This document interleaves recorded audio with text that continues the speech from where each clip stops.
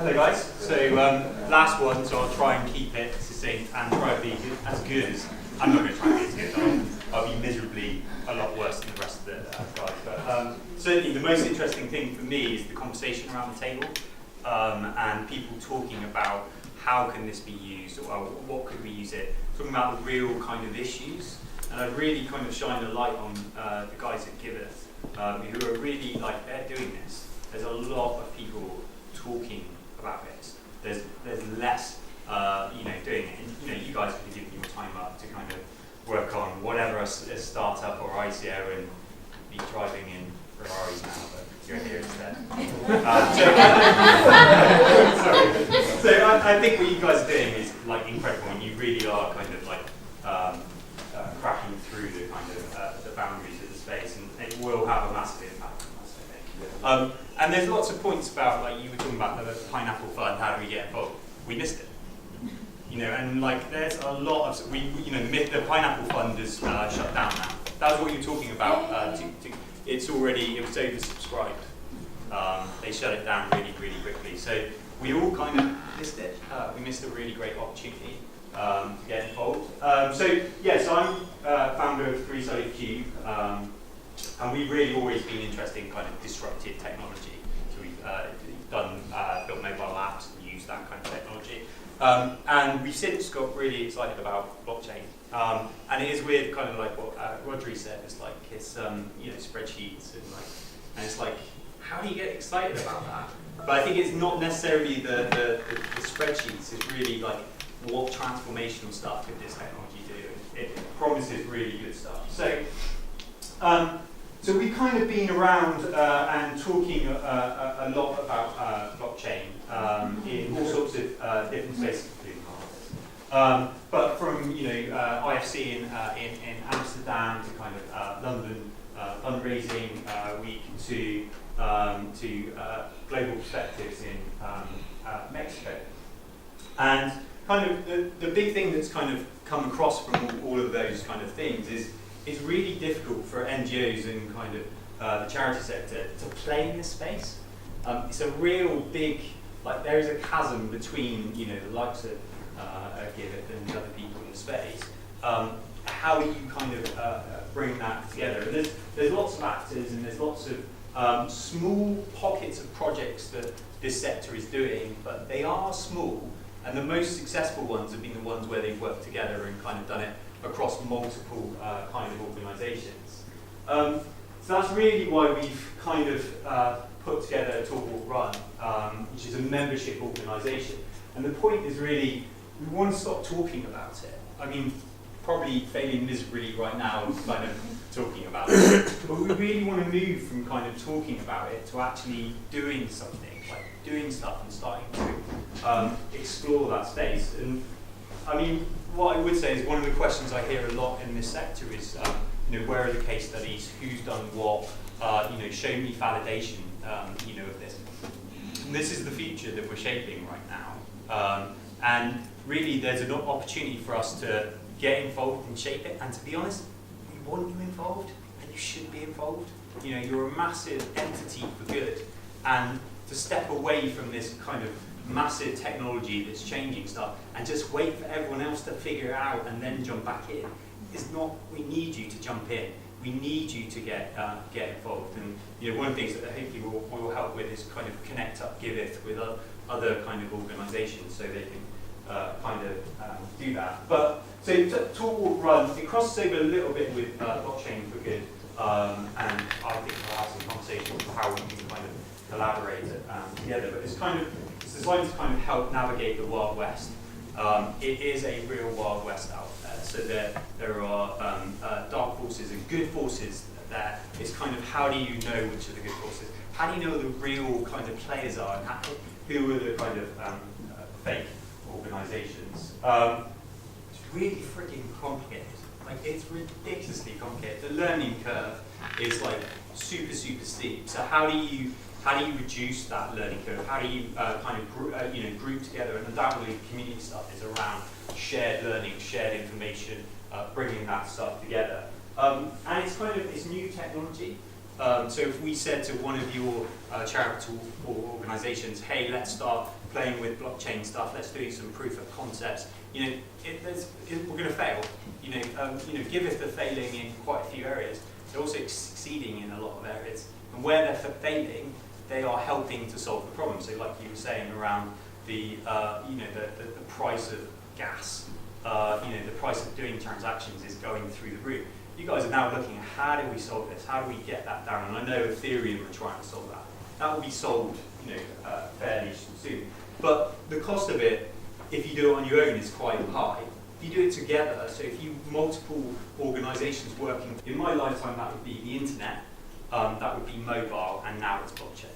So if you think about the internet and the music industry, if you were looking to solve problems in the music industry, and you're just like, well, what's this problem we're trying to solve? If you look at it through the lens of kind of the internet, suddenly you realise there's different possibilities, there's different ways to do it. You look at how retail completely got transformed by the internet, because the people that transformed it weren't necessarily looking at the problem first, they were looking at what could we do with this technology stack. And that's where I think blockchain kind of holds a really good kind of opportunity. It also reminds me massively of the internet. It's a bubble. There's a bubble in there, right? And the bubble will burst at some point. But out of that will come really useful organisations and really useful kind of solutions to problems.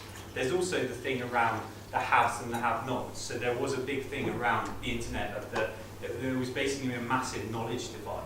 And how do we handle that? There will be people that have the internet and can utilise that network and that information, and those that didn't. And when they were setting up and when they were doing this, it was a picture that everyone was trying to solve straight away. There are going to be the haves and there are going to be the have-nots. There's going to be winners and there's going to be losers in this.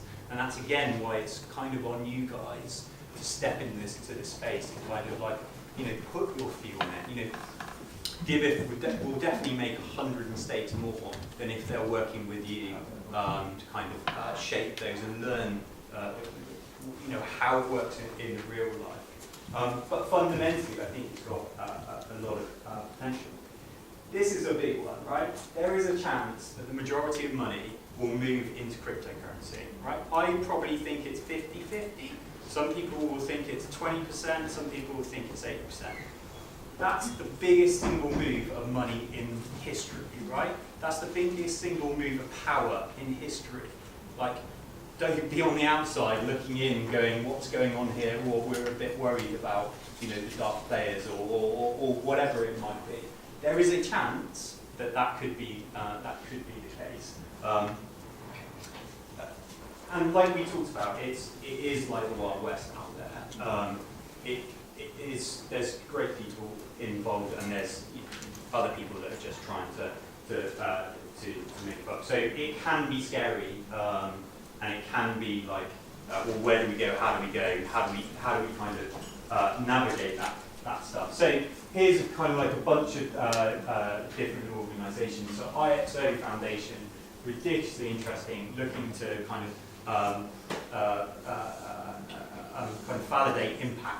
validate that impact on the blockchain. Very, very difficult thing to do. Disperse are looking to basically help reduce your costs by moving money from different currencies around the world. So how can they use cryptocurrencies to kind of do that? Alice built on Giveth are looking to do that transparent donation end-to-end, kind of like, I give you some money, here's what I want you to achieve, here's the milestones, and then you unlock that money. Do we want that? Is that the right kind of play? But then there's like, so Apecoin's a really good example. So they've got a really beautiful website, right? It destroys Giveth. In terms of like, it's beautiful. It's got these triangles that move, and it's like, it is lovely. It is really nice. And what they're trying to do is basically what Giveth are doing, except they don't have any of the technology at all, but they have a really good website. Really good. And they did an ICO, right? And I understand Giveth aren't going to do, no plans to do an ICO. They did an ICO on the back of an idea, right? it was open yesterday and it closed within like 2 What's hours. an ICO? Good question, Greg. An ICO is a initial coin offering. So it's basically when you start your own cryptocurrency, it's how do you get that off the ground, how do you seed it? Basically people agree that it's going to be really successful, so they buy a lot of it and it kind of starts up. So they raised their market cap is $36 million. That was in like 4 hours, right? 50% of the tokens, right? Yeah, absolutely. More than that. So you're actually really paying over the odds, which is a little weird. But they don't have any technology. They don't. You know, these guys are the real deal. They are building stuff. They are testing it. They have no technology, and they raised 36 million. They have a really nice website. If you went on the Gift website and you went on the Apecoin website, you'd probably be like, yeah, Apecoin. Those guys are really dynamic. And then there's Duncan, sorry. I just wanted to ask, so, like, one thing that I really struggle to understand always is like all these kinds of coins, right? Yeah. Is that a good thing that there's so many of them coming up, or should we kind of aim at making sure that there's just one? So like most of the people that I know Bitcoin, but there's the Litecoin and there's and then Ethereum and like, would that be the opposite of what we're trying to do, which is making sure that the systems are like unified? Yeah. So I think there will come a time where people realise that it's fake. There's loads of fake aware, right?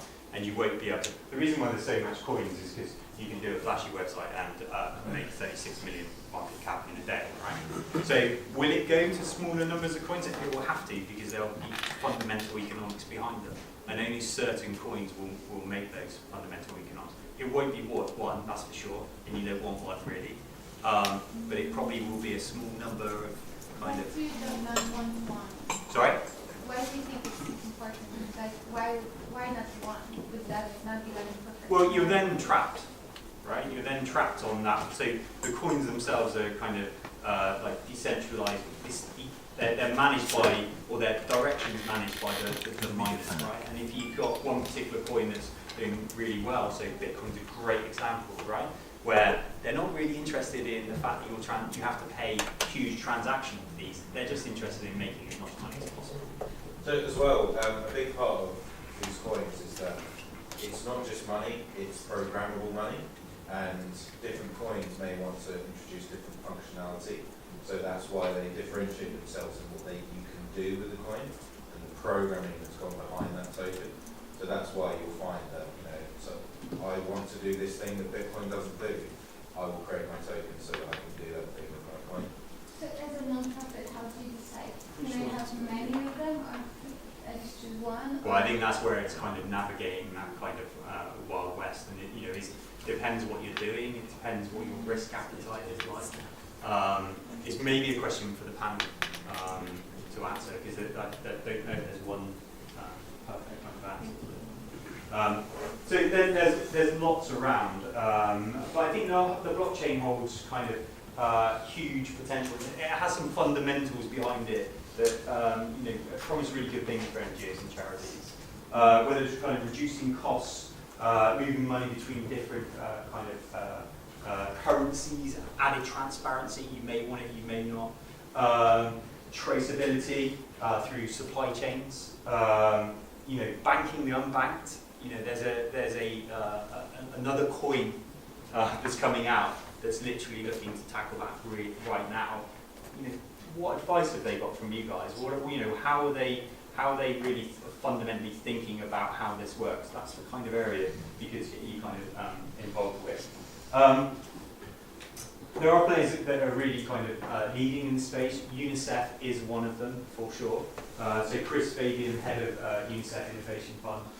So I believe they're in the very near future. So that's important, right? We're not talking about 5-10 years. We're talking very near future.